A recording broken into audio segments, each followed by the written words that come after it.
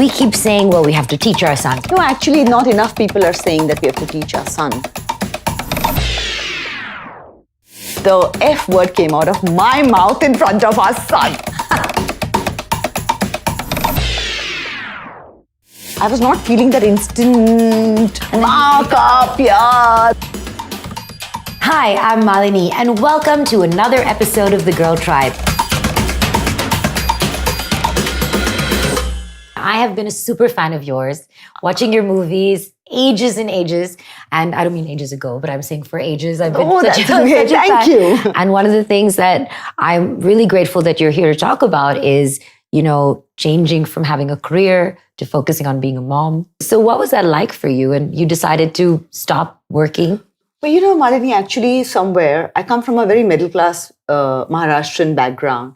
So though Maharashtrians are very broad-minded, they educate their daughters and education is very important, yet there is a subconscious that none of us realize that however educated we are, and it's not just India, anywhere in the world, the patriarchal system is very strong. So somewhere in our subconscious, we always think that it's kids, it's family, and you need to give the kid the time. Yeah. And, part of it was very in my subconscious that that's what you do. Yeah. The other part was that, yes, I'm going to take my time. The only thing I thought I was being very, modern about, so to say, was that I will take my time to have a baby when I'm ready to take the break. But there are times now, 12 years down the line, when one thinks that, was it important to take that break? When the upbringing is concerned, yes, it was. I see the difference, and it's very, very important that you are able to give that kind of time. Yeah. So there are questions a lot of times that I ask myself that this is great, no regrets, but could it have been done in a different way? And could I have achieved the same result by doing it in a different way? And that's the big dilemma. Like even on the Girl Tribe, this constant struggle, which,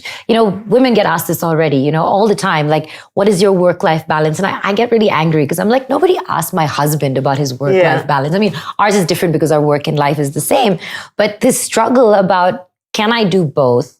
Am I going to be a terrible mom if I don't give up everything? There's a lot of guilt. When I wrote my book, The Modern Gurukul, and I was taking it, I took it all over the country. And when I was talking about it, I had so many women come up to me and say there were simple, small things which, never really get spoken about. And there were women who would come up and say that, I have a 2-year-old baby and I'm still living with the guilt that I didn't breastfeed my child properly. And what does that mean properly? Like they weren't thought around? that they were not being good mothers because they didn't breastfeed for that whole year or something like that. Sometimes you can, sometimes you can't. Yeah. There are different issues, but nobody really talks about it. Yeah. And in my book, I said, I was having issues with it. And I also spoke about the fact that when I saw the baby, I was not feeling that instant. And then you freak out. Yeah, it was not happening. So I was like, what is happening to me? It was bizarre. I mean, it was not something, it was definitely, there were a lot of really strong emotions, but I don't know if love was one of them.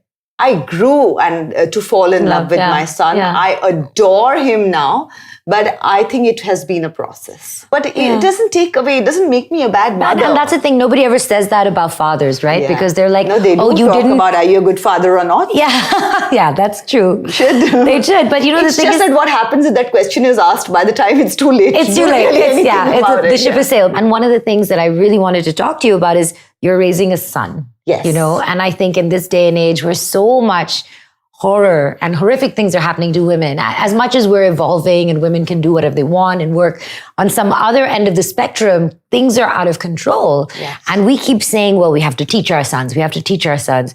No, actually, not enough people are saying that we have to teach our sons. Even now, people say teach our daughters to cover up, to talk properly, to sit properly. How are you sitting? What are you wearing? You can't be too boisterous. Yeah. You are eventually, but you're told that constantly. Nobody tells a boy that. So I really, really do believe that we need to talk to our boys, and there's no point talking to them later on. Yes, you can maybe counsel them, give them therapy, but the point is we are all eventually women bringing up these boys. So why are they turning out like this? Yeah, when we are women? Why? I can't understand that. I think one of the best things that I read that you said was that from your book, you're like, I'm not an expert on parenting. Yeah. I'm an expert on my son. So how old is he now? He's 12. He's 12. So Does he know about rape? Does he know Yes. about, and have you talked to him about it? It was very funny, actually, the way this explanation of rape came about. The F word came out of my mouth in front of our son. Can you imagine? And Goldie was like, I'm so relieved it was not me. Vindicated. Yeah. So, and my son is just gleefully smiling away. He was like, yeah. Mama of all the people has done it.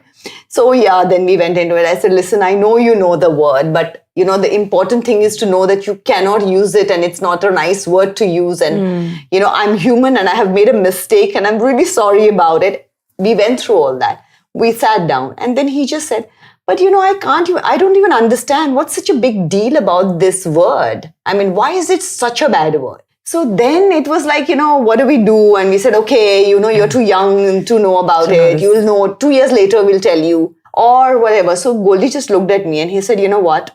There is never later. Yeah. If the question has come up, that means this is the time. This time, yeah. So he just put everything down and he said, what I'm telling you is very important, Ranveer, and I need you to understand it. But this is what this word means. But I need you to understand that sex is not bad. And when two people are in love with each other, it's the most beautiful thing. But the same thing which is so beautiful, if you've heard the word rape, is the most atrocious thing you can do to another human being. Yeah. Because you're violating a person's innermost being without permission and forcefully. So the same act which can give you immense pleasure and is full of love and creates a miracle which is you for us can be the most horrendous thing which can be worse than a nuclear bomb. I was like, I wanted to stand up. That's like a standing ovation. That's the most best explanation I've ever heard. I said, why couldn't you give this before I wrote the book? I could have put it in the book, But jokes aside, I thought it was really well said. What was his response? Was he shy about it or? You become shy about it when something is hidden from you. When it is not hidden from you, why would you be shy about it? Yeah. Amazing. This is incredible. This explanation is quite blown my mind right now. And I'm sure it's blown the Girl Tribe's mind. But I have a couple of questions that came in for you. And this is one from Debolina who says, after having a baby, careers always take the back seat. And how did you deal with that? I think you answered that to some degree. And she said that I'm always worried about managing my time and how to prioritize. Honestly, I'm so lucky that I could take the break because a lot of people just need to make the money and that's not something that they can afford. Yeah. So for mothers who cannot and that feeling of guilt because we are so as women filled with guilt about everything. Yeah. I'm too happy today, I'm feeling guilty. It's literally like that, It's like we are psyched to be guilty about everything. And it's just something that we need to work on and say that, hello, I'm feeling guilt, which I needn't be feeling. You literally need to sit down and talk to yourself and say, I'm doing the best I can in the given situation. I'm human and it's okay. Yes, it's really okay.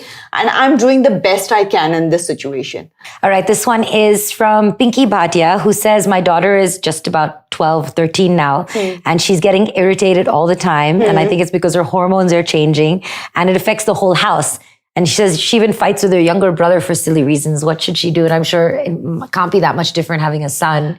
We all say a lot of things about hormones, but a very important thing that is happening in teenage brain is it's a brain that's still forming. And so what is happening is they're finding those pathways and literally the frontal lobe is what is your strong emotional point is the only thing that is developed fully.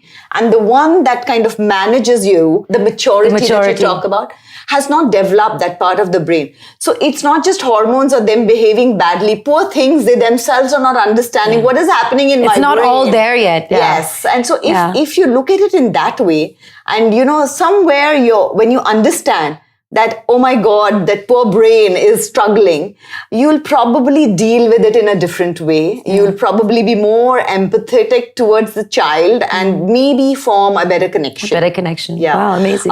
Normally, better to start that connection right from the age of 6 and 7. Yeah. So by the time you get to these preteens, you're kind of dealing with it already. Yeah.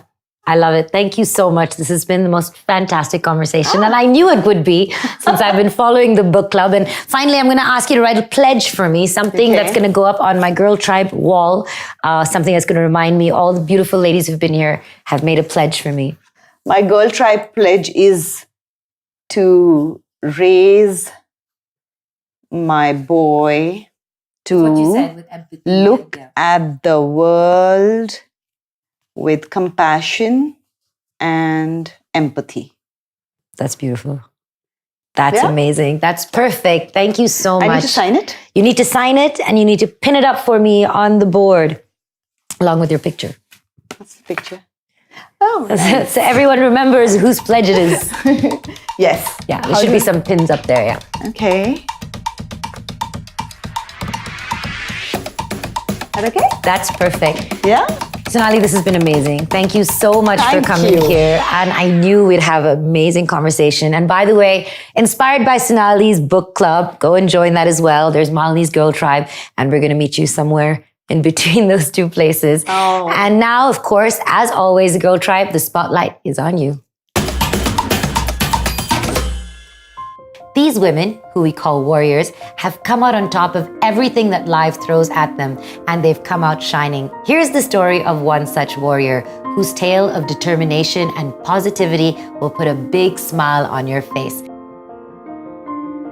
The inspirational story of Nikhila, an author and a blogger from Andhra Pradesh. She was born as any regular child, with normal muscle control, but things took a drastic turn when she was hit with muscular dystrophy, a rare condition at a very tender age. The muscle damage eventually confined her to a wheelchair.